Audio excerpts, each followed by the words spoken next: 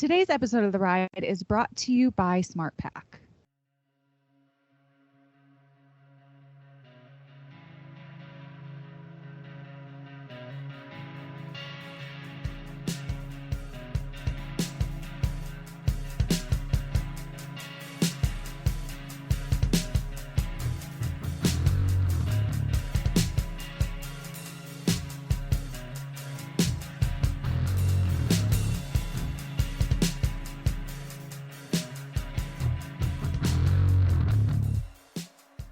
Hey everyone, and welcome back to The Ride. I'm Michaela. And I'm Nicole.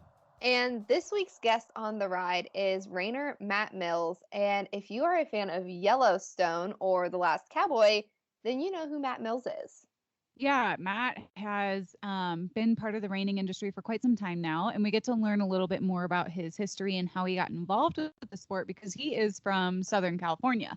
And like me, I'm from the city, and so it's a little different getting involved with the horses when you come from an urban environment. Yeah, which is totally foreign to me. So learning from both you and Matt has, brought a new light to my eyes that I didn't know about before. So it's really interesting to listen to both you and him kind of chat about your similar backgrounds growing up and, getting into the horse industry. And the cool thing about Matt is he will say it numerous times in the podcast about how much he truly loves the horses and why he got into it, because he talks about how much he loves basketball and he wanted to play professional basketball, and here he is as a professional reiner. Yeah, and like you said, he was in Yellowstone last year, as well as The Last Cowboy, which was a new reality TV show about the reining industry that was on Paramount Network.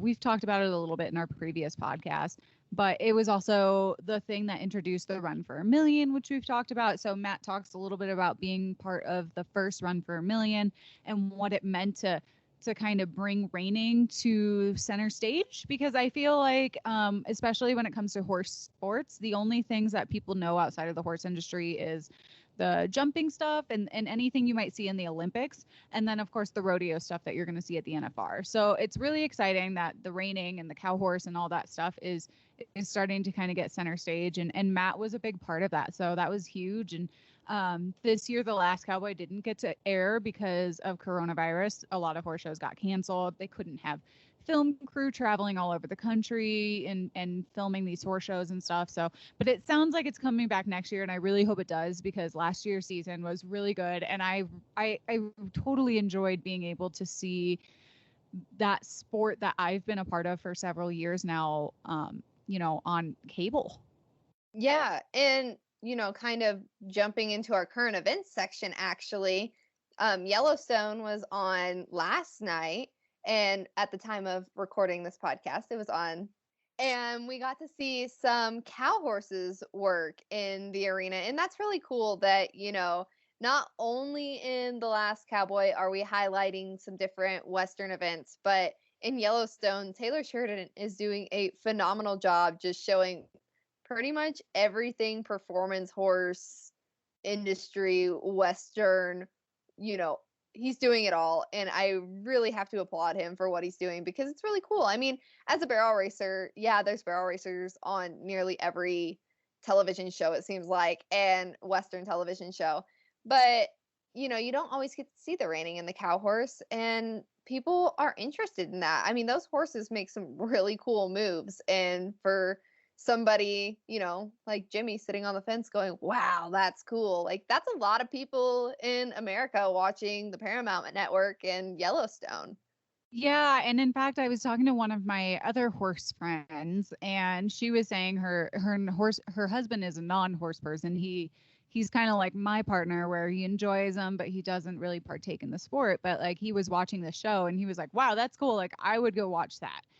And so, yeah, thank you, Taylor, for introducing people to that sport. It was pretty fun because like we've talked about in other episodes, like, I'm getting into the cow horse industry slowly but surely. And I took Alex, my partner, to go watch me work cattle on that Sunday. And then we came home that night and watched Yellowstone. And he was like, oh, that's what you're doing. Like, that's what you do. And so it was kind of cool to see that connection. Yeah, and you say you're getting into the cow horse stuff, and you actually posted on Facebook and Instagram a couple days ago that you are actually a member now and you are heading out to a horse show in Nebraska this week. Yeah, officially a member of the NRCHA. I have to give them a little shout out because I think it's so cool that they offer a 1 year free membership to new members who have never been part of the association before. I think that is such a great way to get new people like myself involved. And it was just a nice little bonus to getting to go to the show is how welcoming they are to new people by doing something like that. But yeah, like you said, I'm going to a horse show this weekend. It's my first time showing in 10 years. So I don't know. I don't have any expectations, but to just go out there and have fun and try to, not be as rusty as I probably am. But I am showing in a division which is for non-pro people, but you are allowed to show other people's horses, which is what I'm doing right now. I have a friend who's letting me borrow one of their horses. So I'm competing in the non-pro, but I am riding somebody else's horse. But it's nice that they offer a couple of classes that are intro classes, and the person doesn't have to own their horse because I'm in a situation where I just can't afford a show horse. I can afford to go to horse shows occasionally. I just can't afford to pay for a show horse, the maintenance of a show horse, and all that other stuff that goes behind the scenes of showing. So I'm super thankful that they offer that. Yeah, you are so lucky to have that opportunity because you're able to afford to go to the shows. And because had you put all the money into a horse, it probably would have been a few years before you were able to save up the money and start showing and dealing with the maintenance and everything. So it's really nice that you have that opportunity and you're riding such a cool horse. I actually went over and met her horse a few times, and he's just such a cool little rock star. Not only is he cool in the cow horse arena, but Nicole has used him for photography and all sorts of things, and they've just turned into the cutest little buddies. Yeah, if you go on our Instagram, Horse and Riders Instagram, Michaela shared a photo of that Michaela shot of me doing photos, and I'm actually in the water. I go take him. The thing that I love about the cow horse, and I come from the all around world, which if you listen to the podcast, you're familiar with that. But the thing that I love about these horses in particular, and it could just be the barn that I'm at. I don't want to speak for the general, you know, consensus of this discipline, but these horses are show horses, but they're also work horses. And so I take him swimming in a lake when I'm not working cattle and pushing them from different pastures or working buffalo or going to a horse show. Like we do all sorts of stuff with them. And, my last all around horse, it almost felt like you had to wrap him in, bubble wrap because he couldn't do anything outside the arena. And again, that's not every all around horse. There are plenty of them that do a lot of stuff. That was just my horses in particular. So I'm really loving having a show horse that I can go and take like swimming and like just put him in the water and just shoot photos and not have to worry about him doing anything or getting scared or any of that. Yeah, well, it did take you a little bit of time to get him accustomed to that. But kind of talking about bubble wrap, I think I might start wrapping my horses in bubble wrap because I have now spent a little too much money on vet bills. My horse had to spend some time at CSU and Horsey Hospital, so he might get wrapped in bubble wrap. He came home today, so if you see me out there tonight, I'm probably bubble wrapping my horse. Yeah, poor Whiskey has chronic colic issues, and this week he decided to have a little bit of a different colic issue, which is also not fun. But he is happy and home. Yeah, and he's one that we try to talk on colic a lot with horse and rider, colic and ulcers, because those are two super common things in the horse world. So we talk a lot about those. And I think Risky is going to be a future case study for the multiple types of colic because he had a colic this time that I had never even heard of, didn't know it could happen. But upon sharing him on Facebook, I actually found out a few other people had similar situations. So it's nice to know that there are other horses out there that have had the same types of things. But, even as seasoned horse owners, we can learn new things every single day. And sometimes they are costly things that we are learning. On that note, I think it's time that we dive into this Matt Mills interview. I hope you guys enjoy.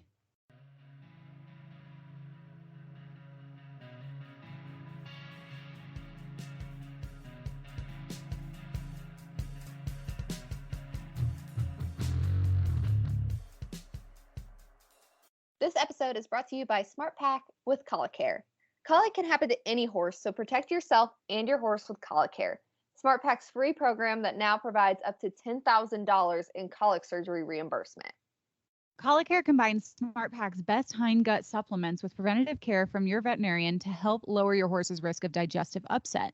Plus, you get the ultimate peace of mind knowing that you have the financial resources to provide the care your horse deserves should you ever need it. Michaela, I don't know about you. We just talked about colic earlier, but I've spent a lot of money on colic and I have had colic surgery and I've had some pretty scary colic episodes. So this is huge. Yeah, and we just said that colic was super common, and that's why we talk about it so much on Horse and Rider. So it makes sense to, get with SmartPak so that way if colic happens, you're not spending $10,000 for surgery. Yeah, this is something I'm just finding out about is the colic care, and I know that I'm going to be signing up because it's a free program. I mean, why wouldn't you? Exactly. So if you want to learn more about Colic Care and the SmartPak program, visit smartpak.com/colicare or call 1-800-461-8898 and get started today.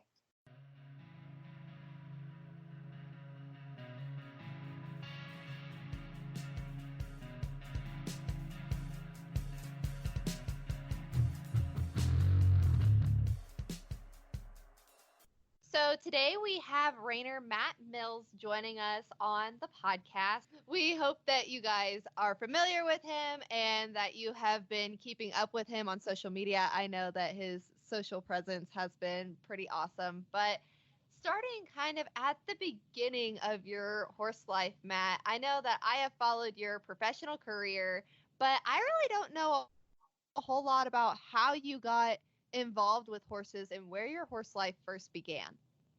That's a funny story. It began in Long Beach, California. So I'm straight from the city, and I didn't really come from a horse family. My mom had horses as a kid, and then as she got older and got into working, she couldn't have them anymore, and so she didn't have any for a long time, and she got me some pony rides when I was probably like 8 years old or so. That's how I started.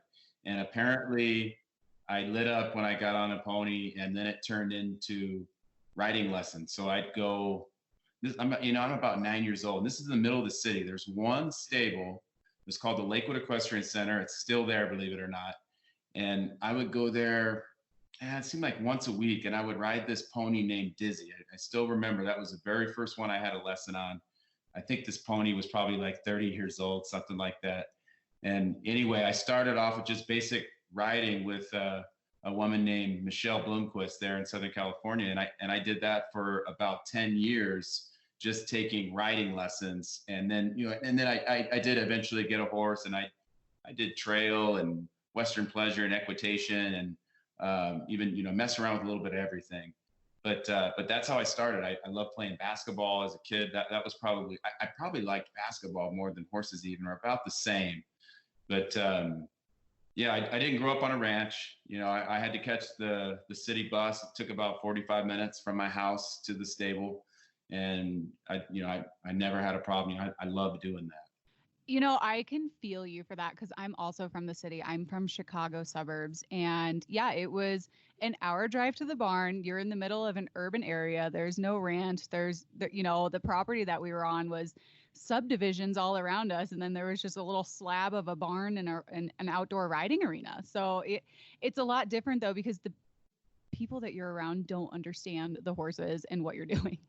Oh, for sure. But, when you're in the middle of it, I was one of those people too that didn't know anything. So I'm learning. And, now looking back on it, I go, it's pretty, I'm pretty fortunate that I made it out without getting hurt. I did have a great instructor though. She taught me so many good things, foundation wise, and let me do a lot of things because I was there all the time. But yeah, we're right on a riverbed there. And I remember taking my horses along that riverbed, or riding along there. And, thinking about it now, like there's no way I would send a beginner rider like out on a riverbed, and I'm talking like, cement riverbed, like in the city, bikers and stuff and joggers. And, the fact that I made it out of it, I think that it's kind of pretty fortunate.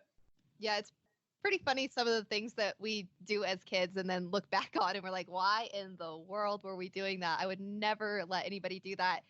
So, kind of switching and going forward in your life, you said you love basketball and horses, but when was it that you really decided that horses were the route that you wanted to take and kind of veer into the reining path? So I'd say pretty early on, like around 12 or 13, I was really torn. I kind of, I had it in my mind, I'm going to go to the NBA, and I was a Lakers, still am a Lakers fan, of course, which hopefully they win the title this year, by the way, a little side note. But anyway, yeah, so I was torn. I wanted to play basketball, but I really loved horses, and I thought, man, I'm watching my trainer and thinking, man, this is something that I could do. And then I've got my parents, of course, saying, no, you've got to go to college, and you've got to go do these other things.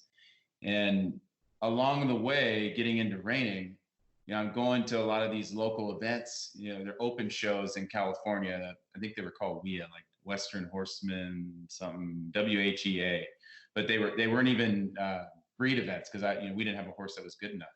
And for most of my youth career, I had a breeding stock Appaloosa. But I'd go to these shows and I'd see the stock horse classes. So that's what they called them back then. And those were the horses, it's modern day reiners. They're running and sliding and spinning. And I just remember thinking first that they didn't have to wear the stupid little outfits that I had to wear. I always thought, they're a little girly. And so I looked at that and I thought, these look like cowboys and they get to go fast. So I was fascinated with that. I'd say probably like mid-teens or so. And so I started snooping around and investigating on my own. Now I'm getting to be like 16, 17, kind of getting a mind of my own. And I'm following the California Horse Trader, and I see reining horse trainer Garth and Brenda Brown are moving from Oregon down to Southern California, to Costa Mesa. There was no reiners at the time. So I'm thinking, now here's my chance. So I blew his phone up for, I think he advertised like 3 or 4 months before he moved. And I called him probably at least once a week just to make sure that they were coming and that I could take lessons. So when he moved down, I was probably just short of 18. And I took my first reining lesson down there with Garth. So I drove, again, nothing's close. Now I'm driving. Oh man, it was probably like 45 minutes, and LA traffic was probably like 2 hours though. I'm driving down to take a lesson on a reining horse. And so I only had about 6 months of riding reining horses before I moved to Arizona. Oh, wow. So you kind of knew immediately that was what you wanted to do with your career then. Well, so I was hooked on reining immediately. I was like, man, this is really cool. The horses are so well trained and you get to go fast, and nobody was, getting after me about my equitation. I could kind of relax a little bit. So I was thinking this was pretty neat. And then it just so happened that, I had gotten a horse to lease, and, I had some other friends and stuff doing it. And the thing to do was to do an internship in Arizona. It was the hot spot then. There was Todd Bergen, John Slack, rest in peace, Brett Stone, Dale Hendricks, you name it. Everybody was here in Arizona. And anyway, timing worked out where a friend of mine, got me an internship with Dale Hendricks. I didn't even know who he was. I wanted to go to Todd Bergen, John Slack. I knew who those guys were. I didn't know who this Dale guy was. So I met him at a show out there. Literally one day, a friend goes, hey, you should go to this guy's place. Now I think back on it, this is crazy that my parents let me do this. And so I meet Dale, and this is 97. And so I said, hey, can I come to your ranch for the summer? And he's like, sure, but you're going to live with me, and I'm not going to pay you anything, and you're going to work hard. And I said, yeah, it sounds great. So I headed out in June, the day after I graduated, and it was 120 degrees out here. And as soon as I stepped out of the car, at Rancho Cerrillo is the time Dale worked for him, I kind of, that heat hit me, and I was like, oh man, what am I doing? And then I walked in the barn and looked at all the horses and looked at the facility, and I thought, well, this is going to be great. So I went from like, I had 10, like I said, I rode as a kid, about 10 years of experience with all around stuff, 6 months of actual reining, and I competed a lot, so I wasn't worried about that, but just 6 months of actual riding reining horses. And I jump into an internship with a summer internship with Dell Hendricks. And so I got a funny story about that. So I never really driven a stick shift very much as a kid. Grew up in the city. I wasn't driving farm equipment or anything like that. I wasn't into hot rods. I was into riding the city bus. So Dell, he says, "Hey, can you drive a truck and trailer?" I said, "Yeah, I can drive a truck and trailer. I've driven my parents' truck with a 2-horse bumper pull." And so anyway, I'm like, "Yeah." So he's like, "All right, you're going to get in the truck tomorrow." He would, he didn't really give you a lot of details, which he never did. And I worked for him almost 5 years. It was kind of, "Hey, you're going to get in the truck tomorrow." I'm like, I'm 18 and I'm used to doing what my dad told me. It's like, okay. So we jump in the truck to go to the Oklahoma City, to the NRHA Derby. And we get, I don't know, we're in the middle of New Mexico somewhere. It's pitch black. And he's tired. He pulls over, like, "Hey, it's time for you to drive." Well, he never told me that it was a stick shift. We're driving a 6-horse dually, and I've never driven one before. So, and I was looking the whole time. I was just sweating. I was going, "Man, I hope he doesn't ask me to drive." And so, sure enough, he does. And I had to, let him know, like, I don't know how to drive a stick shift. And so, anyway, that went over the way it went over. He drove the whole way. Luckily, he ended up tying to win the Derby that year. So I go from, again, graduating high school to I jump in the deep end of the reining world with a guy I don't know, and he goes out and wins the first major event that I go to. So that's how I started off. Wow, like what a starry-eyed kid you must have been to just kind of dive headfirst into it like that. But obviously, he was a mentor of yours and kind of helped shape you as a rider. Who else would you credit your riding career to? Well, as far as like the reining goes, of course, I have to thank my childhood trainer, Michelle Bloomquist, and then Dell, working for him almost 5 years. That he taught me a ton. Really good horseman. Along the way, you pick up so much from everybody that you're around. I've asked questions from a ton of people, and you pick up some things that you don't want to do, and you pick up a lot of others that you use and kind of formulate into your own method of training, training your horses. My wife, Karen, she's a big part of my program. She's my, biggest fan and probably most real critic. If I'm kind of thinking something's feeling good, she's definitely tells me, when it's not, or vice versa. But I couldn't really put my finger on, there's been so many people, the great trainers ahead of us. I try to really study, a lot what those guys did, and how they got to where they got to, and then even looking at today, just studying where everybody's at, and it all comes back to the horse. So that's the great equalizer, and that's the one thing that I would say has probably been my biggest teachers are the horses that I've trained. I love that because you don't know how many people we talk to, and it really makes my heart happy that that's the reason they're in it is the horses. They truly love the horses. So I'm so happy to hear that from you. But do you have a kind of going off of that? Do you have a horse that is the most memorable to you? That's a good question. Which when I get asked that, I'm like, it's like asking me which one's my favorite kid. That's kind of the way I look at training my horses. I try to treat them as if they were my children. I try to be fair, and if they need whatever they need a hand, or they need an arm around them, like a hug, or they need you to be a little more stern with them, but always fair, and always thinking, okay, I love this kid just like I love this horse. But it'd be easy for me to point out, early on, there was a mare named Dunnett's Delight when I worked for Dell Hendricks that I got kind of late. Another trainer, Patrice St. Onge, and his wife, Veronica, they asked me to ride this mare when I worked for Dell. It was kind of a late deal.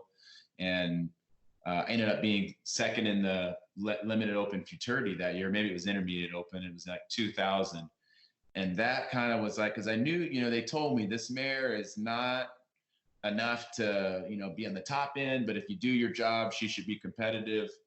And after that, when I got second that year, I was like, man, maybe I can get this figured out. Never was worried about competition, about the, getting nervous or anything like that. But it's such a balance between having the horses ready and being competitive.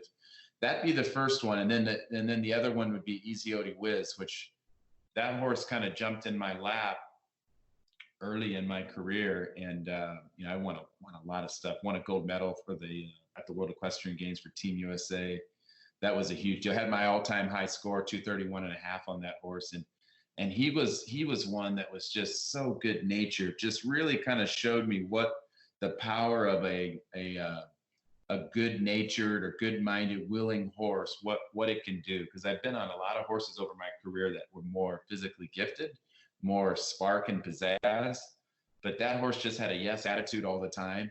And he led me eventually into the horse that won the most money on, which is Wimp's Cool Breeze, owned by Mark and Janice Dixon. And that's one that I've had more recent, that buckskin Wimpy's Little Step, just really pretty horse.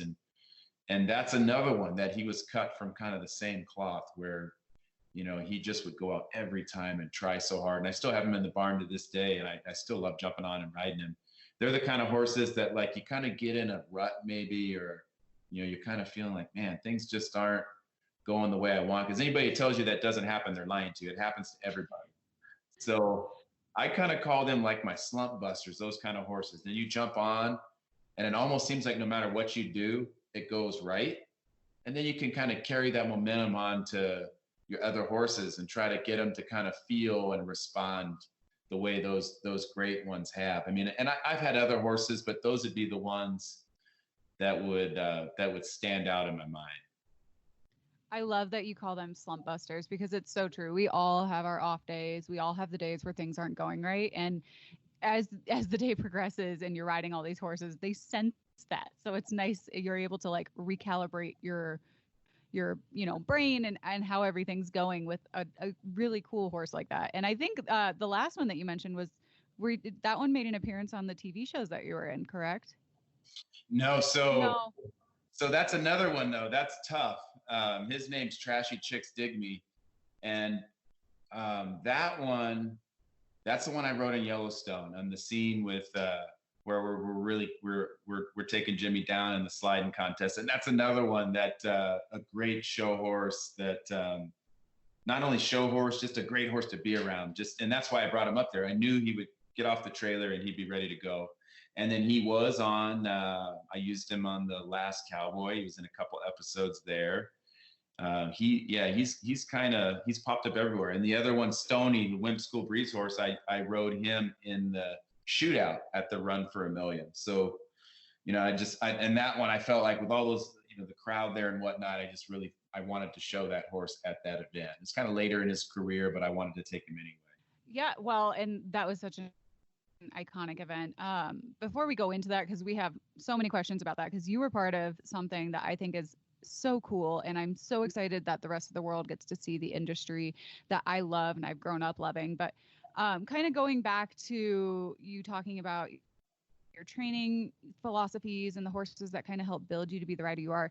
If you had to sum up your training philosophy into a couple of sentences, how would you describe it? I know that's probably a very hard question. No, well, yeah. I mean, it could be, it can be, but I think it ultimately, it all boils down to pressure and release. I mean, it really is that simple. And I use that all the time in my videos, my tutorials. If a person cannot watch you from the fence, from the ground, and somewhat figure out what you're doing, there's a very, very good chance that neither can your horse. And I think it really boils down to that. And I have to watch myself all the time, being, a professional and doing this as long as I have. It's real easy. Like I want to get, I want your head to be here and your foot placement to be here and this, that, and the other. And I've got this really complicated plan of how I'm going to get from A to Z. And then we're going to do a U-turn and go this way. And your horse has no clue what's going on. And then what happens is you end up creating issues, creating problems while trying to get somewhere. And it's your own, so you spin your wheels. So I think if you take it back to that, just have a plan. So to summarize what I just said with pressure release, before you do something with your horse, have a plan of how you're going to get there. If you can't figure out, if it doesn't make sense, then it's not going to work on your horse. And the more simple I've kept things, the better I've done. And I'm going to be the first one to tell you, it doesn't, you can say this till you're blue in the face. You will still get caught up and getting, and having to back up and making things complicated and your horse doesn't get it. The biggest thing is to be aware. That's the other thing I would say, is to be aware, to stop and kind of evaluate or troubleshoot what's going on. Is it because you're not being clear? Most of the time it is. Or you're asking a horse something that it's physically not capable of doing.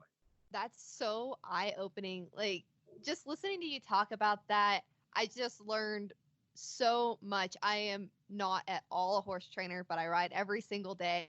And being able to put it in something that simple really resonates with me. And I know that that's just going to go over so well with our audience because they will be able to put that in the simplest of terms.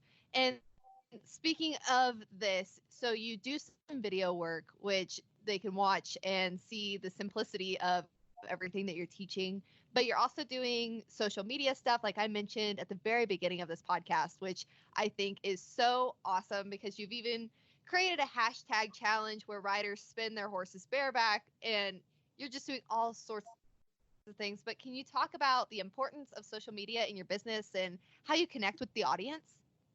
Oh yeah, well, I mean, social media now is like, it's everything. I mean, it's so awesome how you can reach so many people where, in the past, you'd have to go do expos and clinics to reach, reach the masses. And now you can simply upload a video and thousands of people are able to watch it. It's so cool. And, they're not having to pay for that content. Some of the stuff, of course, costs a little bit, but, I got into doing that. I love to teach. So, that's one thing that I've, I don't know, I wouldn't say that I was like, had a burning passion. Like I didn't start off thinking, I really want to be into teaching. I was all about wanting to compete and show, which I do. But I've done some clinics over the years and given lessons. And I just enjoy watching people have some issues with their horse. And not only do I like coaching them and trying to give them ideas to fix it, but my goal is to try to get them to where they use their head to where they can figure things out on their own. So ultimately, so they don't really, they don't need to ask. They kind of have an idea, can figure it out. So, like the bareback challenge, so that's all about fun, which that's where I think we have to make sure, in all disciplines, all industries, I think everyone needs to always, every now and then, remember why you got into it. Did you get into it because it was a business and those horses have to make it to the show and then they got to sell for money? No, you didn't get into it for that. You got into it because you just flat out like riding horses. So I think, and now that, you get a little older and you kind of do more and you realize, you win stuff and there's going to always be another show that comes the next year and another horse. Like that bareback challenge is just something to throw out there for people to, and just go out and enjoy your horse. And like our blogs that we do, just kind of letting people in and letting them see the day-to-day stuff that we go through with running our program. And it's not an exact science, nobody's perfect. And, the idea, you're always trying to get better. And that's what I'm trying to do, is trying to keep it real and just put things out there that people can understand.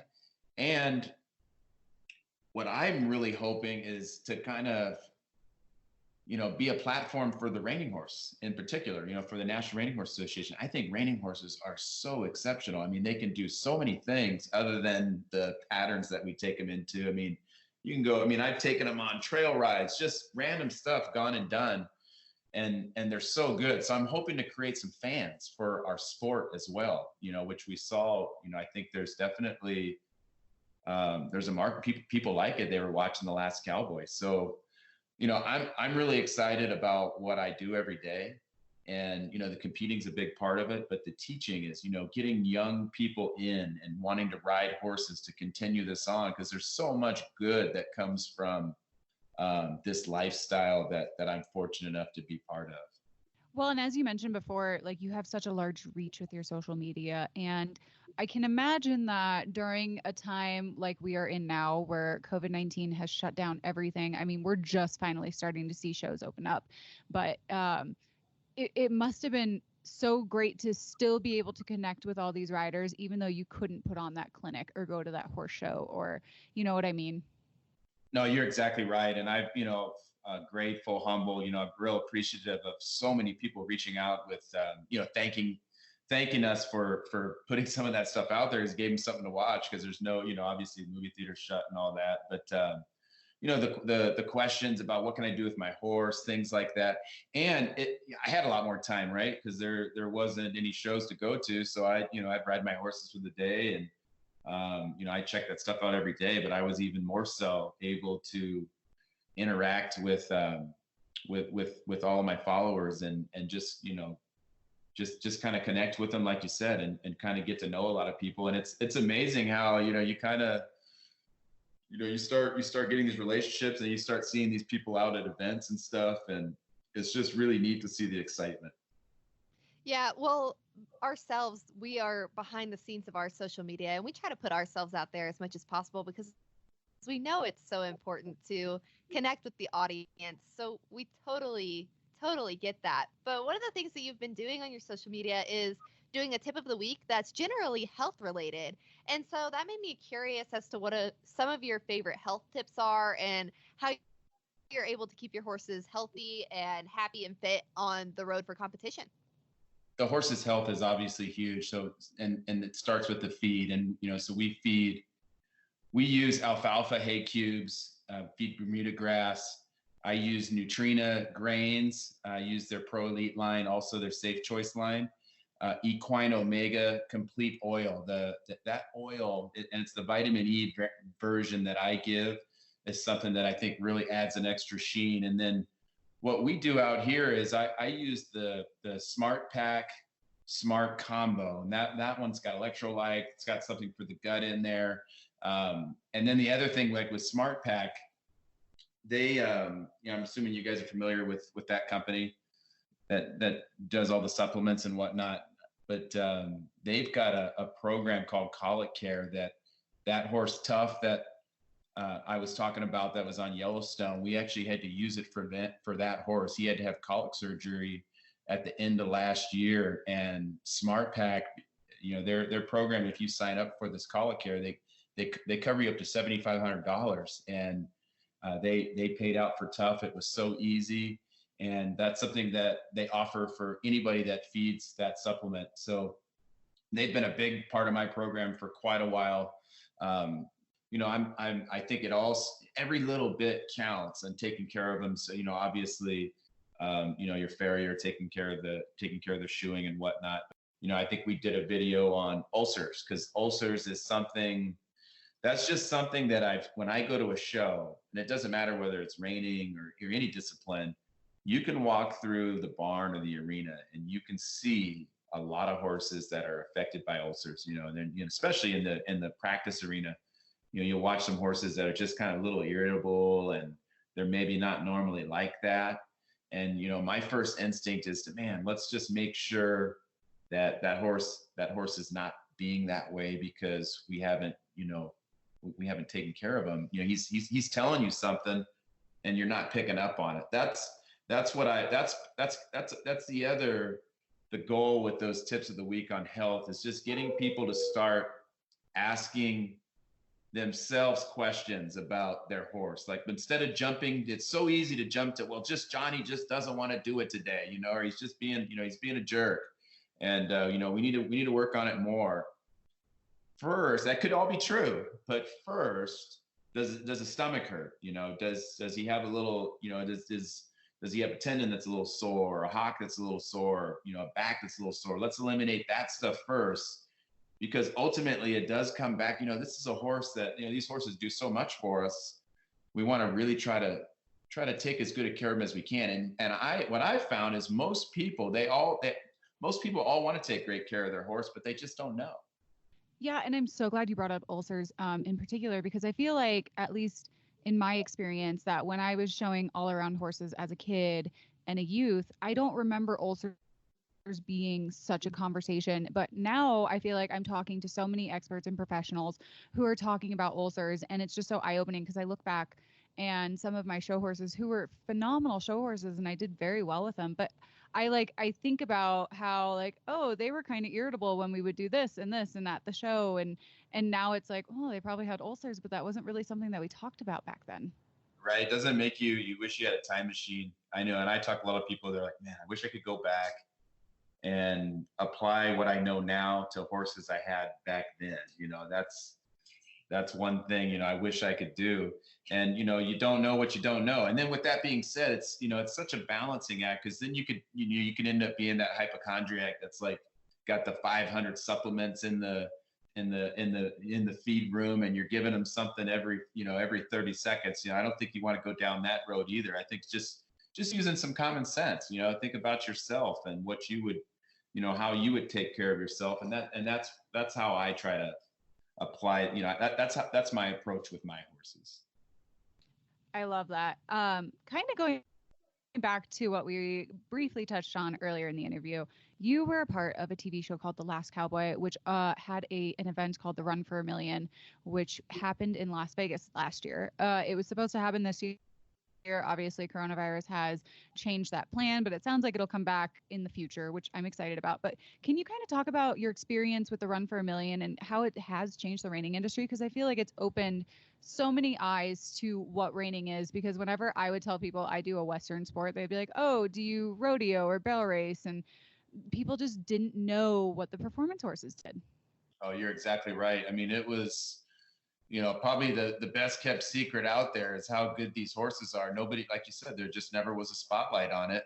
And Taylor Sheridan single-handedly has changed the trajectory of the reining horse, and not only reining horse. In the wake of that is just horses in general. I mean, just, people, and I've got friends that do the English, friends that do all around roping, cutting. They've all felt the impact of that Last Cowboy and the Run for a Million. Just so many viewers that are looking, and it's just law of average, or just statistics, right? So many people are going to watch, and there's going to be somebody that goes, man, I really, man, that looks neat. I'd love to get in that lifestyle, which I think, it usually starts with the horse, and then they go, man, I would like to get, put a cowboy hat on and boots. And then next thing you know, they pick up the phone, and then the Last Cowboy, I think, the nice thing about that was it kind of, it gave you an in to our world, and you kind of got a little taste of what we're like. And I think it kind of made people think, go, hey, you know what, maybe I could approach that guy and talk to him. And like I said, I think, I don't think we can thank Taylor Sheridan enough for doing that for our industry. And he's the model right there. He started out as just a fan. He rode roping horses and became a fan of reining, got into it before he started riding, and then he did, and then now he's bought a bunch of nice horses, and that was his whole thing from the beginning. He goes, I want everybody to see how great this sport really is.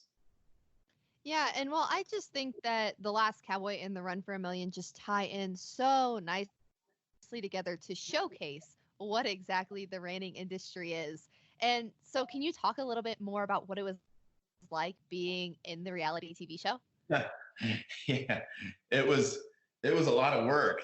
You had a microphone on you all the time. Those guys would come out and they'd have a crew, several days in a row.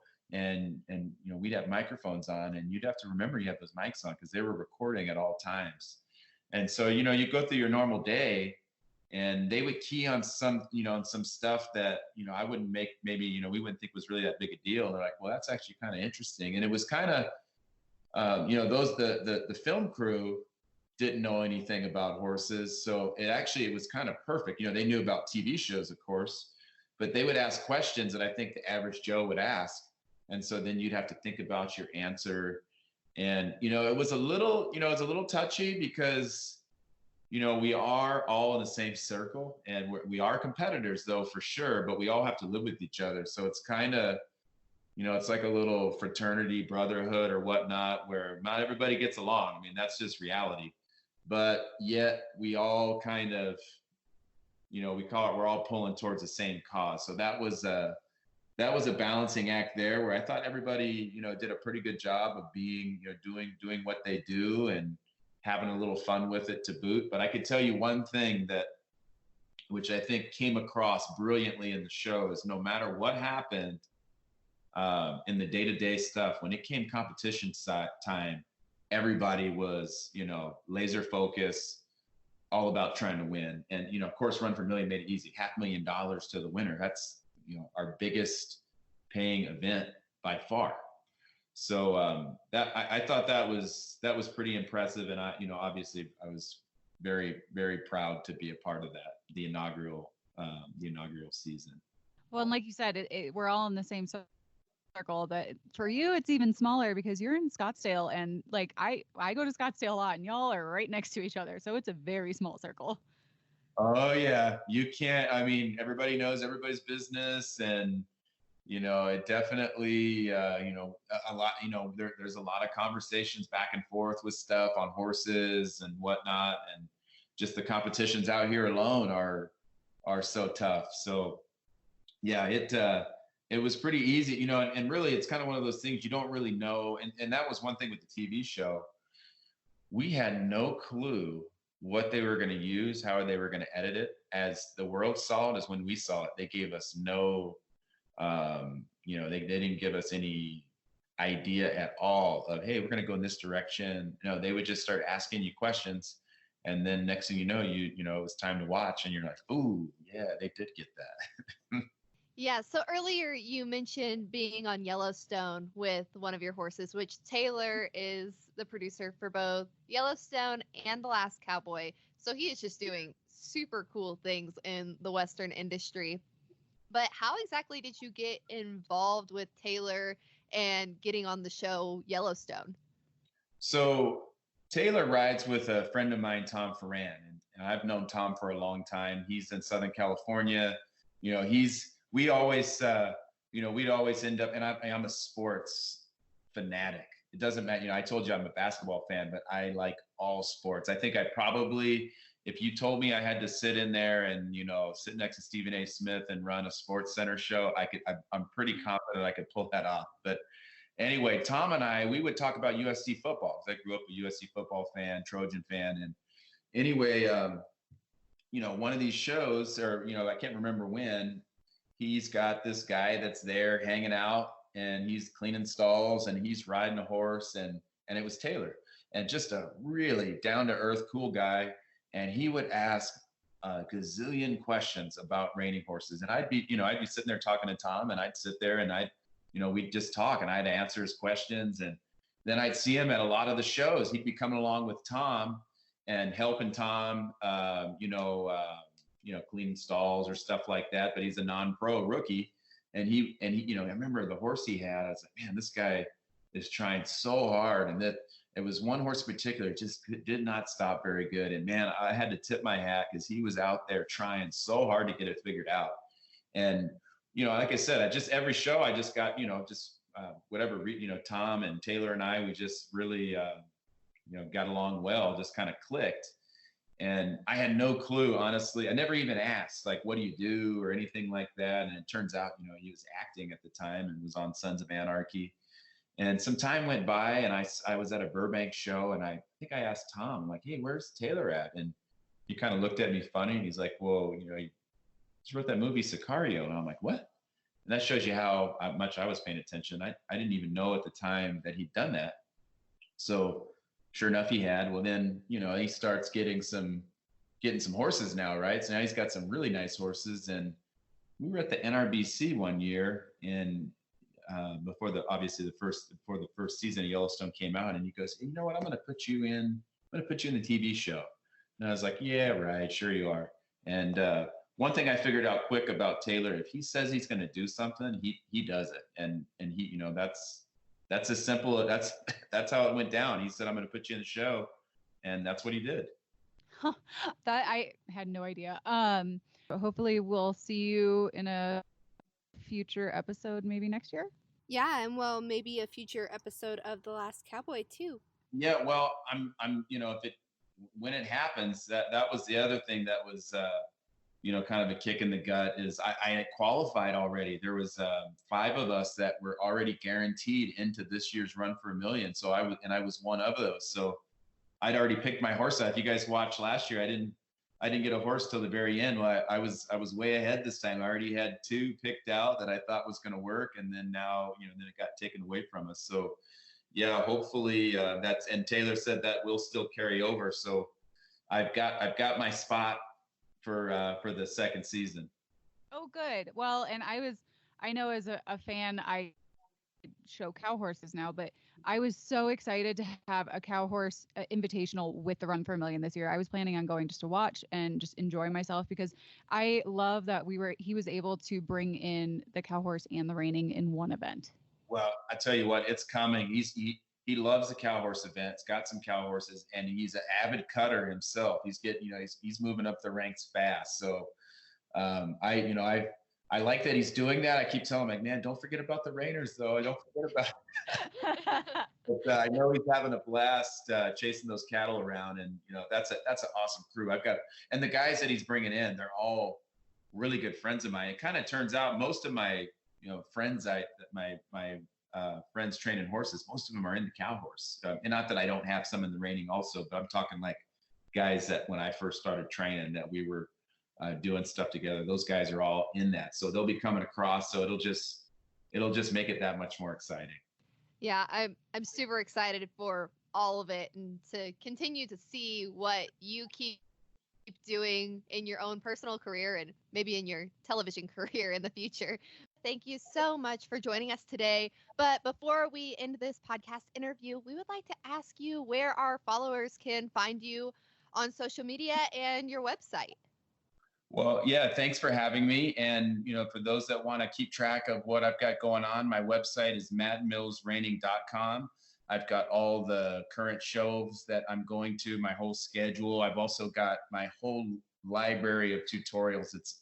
It's approaching 300 now from A to Z that are available on the subscription page. Follow me on Instagram, Matt Mills Reining, and then also on Facebook as well.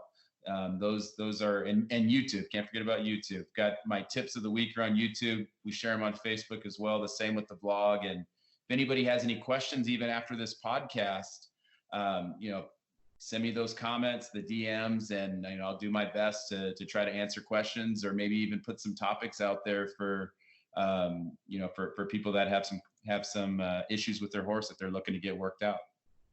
We would once again like to thank our friends at SmartPack for bringing you this episode of The Ride.